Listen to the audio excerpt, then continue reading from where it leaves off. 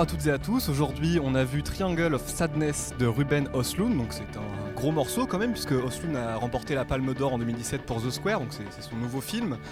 Le film raconte un petit peu, suit en tout cas un couple au début d'influenceurs qui vont ensuite faire une croisière dans un bateau, dans une espèce de yacht de luxe qui va évidemment finir par être complètement détruit. C'est une comédie noire, on pourrait en parler comme ça.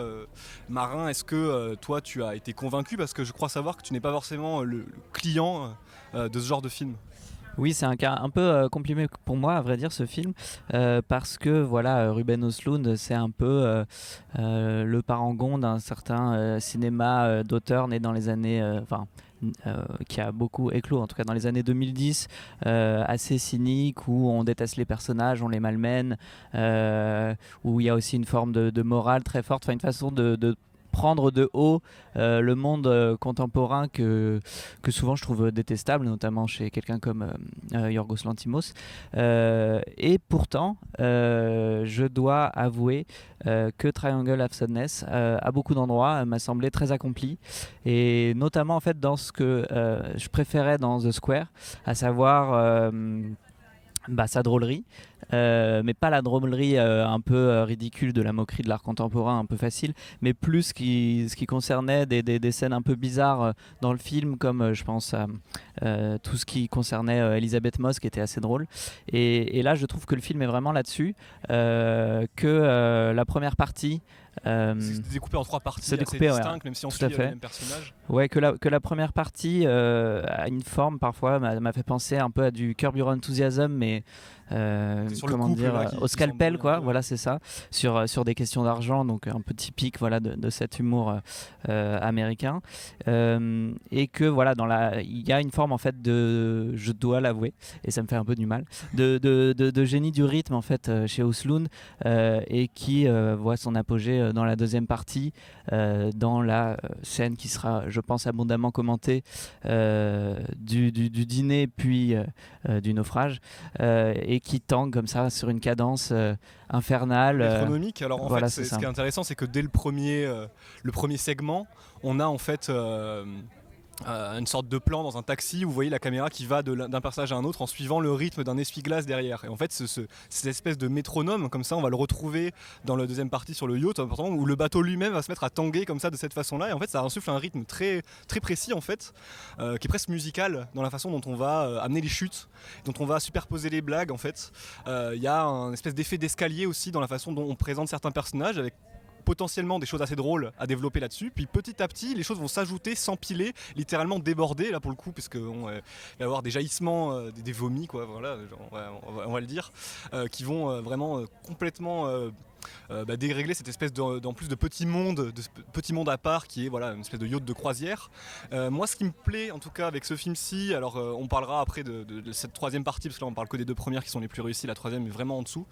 Ce qui m'a beaucoup plu, c'est la façon dont en fait Östlund va vraiment poser un cadre qui n'était pas vraiment tenu dans The Square. C'est-à-dire que The Square, on changeait d'une scène à l'autre d'espace, sans vraiment de transition en fait, et du coup on changeait de tonalité. On avait des choses très lourdes moralement, sur un enfant qui avait volé un téléphone, sur un SDF, puis après on revenait au musée.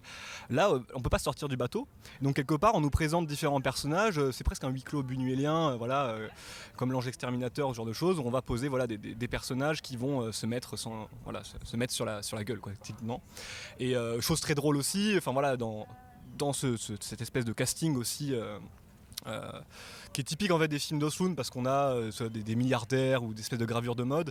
On a Woody Harrelson, donc c'est le premier acteur un peu hollywoodien qui arrive dans son cinéma, qui met du temps à arriver, on prépare son arrivée, et en fait ce qui est intéressant, je trouve, c'est que sa présence même vient complètement dynamiter le film, puisqu'à partir du moment où lui est debout, où lui se tient droit, le bateau complètement commence à chavirer en fait petit à petit, et ça va aller crescendo. Et j'ai trouvé quand même, j'étais assez surpris de la manière dont ça fonctionnait vraiment de manière musicale, rythmique. Il y a une forme quand même d'efficacité qui moi me semble compliquée à à enlever de l'équation, à ne pas regarder quoi. Et même si c'est vrai que c'est pas forcément le cinéma qu'on va défendre pour plein de questions, et pourtant celui-ci, il faut admettre qu'il y a une certaine rigueur dans la comédie. Oui, bah, c'est ça. Et on peut citer par exemple dans cette scène du bateau, moi le débat de citation capitaliste versus marxiste je dois dire, fait beaucoup rire.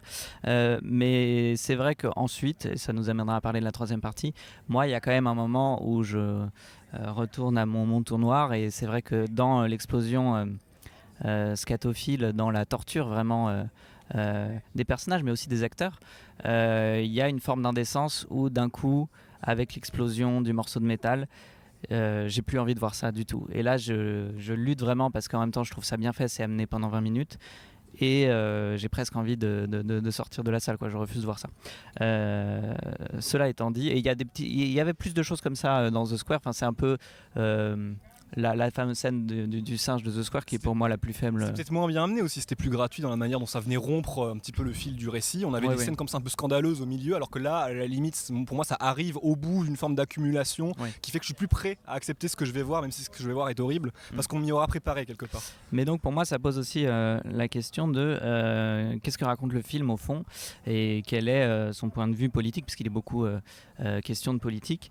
Et finalement, je crois qu'au regard de la troisième partie, donc on peut en parler maintenant, qui m'a fait penser moi un peu au Problemos d'Éric Judor, quoi, qui est une sorte de petits morceaux cyniques, variations de Lost, pour sur dire une île déserte. Voilà, sur une île déserte, pour signifier qu'au fond le capitalisme, l'exploitation trouvera toujours son droit, est vraiment plus faible et plus cliché, plus attendu aussi, et dur comme ça jusqu'à une fin qui est une non-fin. Il a un peu du mal à terminer son film, et d'ailleurs la fin joue sur une révélation qui est quand même assez facilement devinable au bout d'un moment. Et donc au regard de cette troisième partie, en fait, j'ai compris, et c'est peut-être à mettre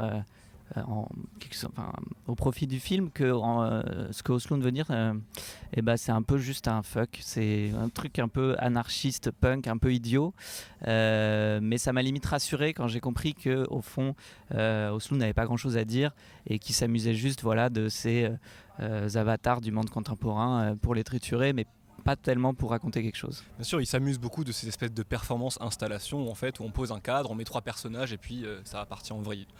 Ce qui est intéressant avec cette troisième partie, c'est qu'elle me semble révéler justement qu'Osloon aussi, ce qui est paradoxal chez lui en même temps, ce qui est souvent le cas, c'est que les milieux qu'il déteste en fait, ou qu'il veut dérégler, sont ceux qui l'inspirent le plus en termes de mise en scène, c'est-à-dire les hôtels de luxe, les yachts. C'était le musée d'art contemporain dans The Square, et forcément dans la troisième partie on est sur une île déserte. Alors il n'y a pas tout ça, c'est une sorte on remet la société à son état un peu de virginité, et puis on voit ce que ça donne. Alors Osloon ne peut pas s'empêcher de revenir quand même à des espaces comme une espèce de bouée de sauvetage là, qui ressemble à une cabine. Puis à toute fin, on ne va pas la révéler, mais pour moi elle semble vouloir montrer qu'on revient en fait à ces espaces-là que lui a envie de moquer, mais dont il ne peut pas se défaire en fait. On n'a pas dit, mais avant la toute première partie sur les 2 influenceurs, on a une espèce d'introduction sur un espèce de casting de mode qui fonctionne assez bien en fait, parce que il est dans son environnement en fait. C'est un environnement de communicants, de pubards un peu avec des punchlines. Tout gris, hein, bien sûr. Les murs sont gris, les pantalons sont noirs, donc tout est blanc, tout est très contrôlé. En fait, j'ai l'impression qu'il a un côté aussi en fait très clinique dans sa comédie. Et ce qui est paradoxal, c'est qu'on a l'impression, même dans la scène du bateau où c'est le chaos, que au contraire le découpage est très contrôlé. Donc on a l'impression de voir une sorte de déferlante dans un moule qui est au contraire très très chiadé, très polissé. Et donc forcément ça donne une sensation un peu étonnante en fait quand on voit ce genre de film, parce que c'est un film, comme tu dis, qui pourrait être punk, mais qui en fait est très bien construit. Et pour moi la dernière partie aurait pu montrer en tout cas ce que Osloon sait faire ailleurs que dans ces espaces-là, qu'on a vu d'ailleurs depuis Snow Therapy, qui était un des premiers films qu'on avait vu à Cannes, alors qui n'était pas en sélection officielle je crois, mais dans les sections parallèles, dans lequel on était dans une station de ski en fait. Et donc c'est pareil, c'est des escalators, des espèces d'ascenseurs comme ça, quelque chose de très mécanisé. Et là on est sur une île déserte et ça marche plus. Il y a quelque chose comme ça qui se perd parce qu'il sait pas filmer la jungle, il sait pas faire autre D'ailleurs, chose. il s'arrête souvent à la lisière de la jungle, la mort, enfin pardon, je vais pas spoiler, mais la rencontre avec un animal, disons, elle reste, voilà, l'animal reste loin, lui n'approche pas trop sa caméra. D'ailleurs, il y a une petite ellipse à ce moment-là, c'est-à-dire qu'à un moment, quand il doit filmer autre chose que, je sais pas, des bourgeois qu'on vient torturer, ça coince en fait, voilà, et donc ça expose des limites qu'on connaissait. En fait déjà, c'est pas une surprise de voir que ça fonctionne pas toujours, mais moi je dirais quand même que c'est une relative bonne surprise oui, je suis d'accord. À l'échelle de sa filmographie.